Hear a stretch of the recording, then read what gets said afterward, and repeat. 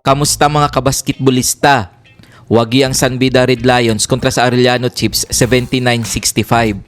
Best player of the game si Bismarck Lina sa likod ng kanyang 20 points at 7 rebounds. Pinataob naman ng Mapua Cardinals ang GRU Heavy Bombers 75-71. Best player of the game si Yam Concepcion matapos nagtala ng 19 points, 9 rebounds at 5 blocks.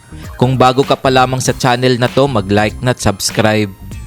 Heto ang team standings as of October 12, 2024. Benilde Blizzards 7 wins 2 losses. San Beda Red Lions 7 wins 3 losses. Mapua Cardinals 7 wins 3 losses. Litran Knights 6 wins 4 losses.